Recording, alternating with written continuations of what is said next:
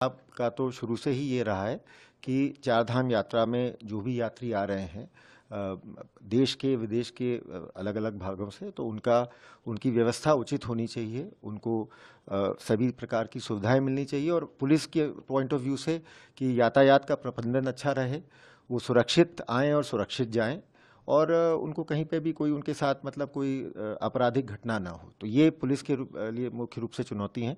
और ये बात सही है कि पहले कुछ शुरू के 4-5 दिनों में अप्रत्याशित भीड़ आई थी, और किसी ने मतलब उत्तराखंड के इतिहास में इतनी भीड़ चारधाम यात्रा के शुरुआती दिनों में पहले कभी नहीं आई। ऑलरेडी ये आंकड़ा लगभग 12 लाख क्रॉस कर चुका है। आज 18वां दिन है चारधाम यात्रा का। तो आप तो ये बहुत बड़ी चुनौती थी हमारे लिए। लेकिन अब उससे हम लोगों ने जो शुरुआती दौर में जो समस्या आई थी, जो भीड़ का दबाव था, ट्रैफिक की समस्या थी, उसको हमने समझते हुए कुछ हमने कदम उठाए हैं।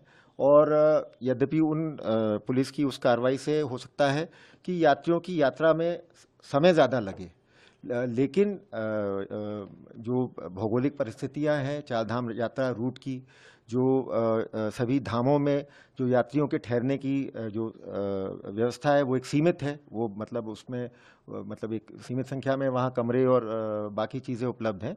तो उसको देखते हुए व्यवस्था जब करेंगे, और कहीं ना कहीं हमें फिर रोक टोक करनी पड़ेगी, जिससे कि थोड़ा सा समय यात्रियों को लग सकता है। तो आगे भी जो अब क्योंकि अभी मतलब ऑलरेडी चारधाम यात्रा का जो रजिस्ट्रेशन ही है वो 30 लाख से ऊपर है। तो जो आने वाले जून के महीने में भी जो यात्री यहाँ चारधाम यात्रा में आ रहे हैं, पहला तो हम उनसे यही अनुरोध करेंगे कि पंजीकरण कराए बिना ना आए, क्योंकि वरना फिर आपको बहुत विलंब और असुविधा का सामना करना पड़ेगा। क्योंकि हमें निश्चित रूप से जो लोग पंजीकरण करा के आ रहे हैं उनको प्राथमिकता देनी पड़ेगी। तो एक तो पंजीकरण कराए बिना मतलब पंजीकरण का इंतज़ार करें और फिर आएँ, तो आपकी यात्रा और अच्छी रहेगी। और जो यात्री पंजीकरण करा के भी आ रहे हैं उनसे भी हमारा यही अपील रहेगी कि मतलब ट्रैफिक का दबाव देखते हुए और सीमित पार्किंग और ठहरने की व्यवस्था को देखते हुए हमने जगह जगह कुछ रिस्ट्रिक्शंस लगाए हैं। तो उन रिस्ट्रिक्शंस को लागू कराने में पुलिस प्रशासन का सहयोग करें।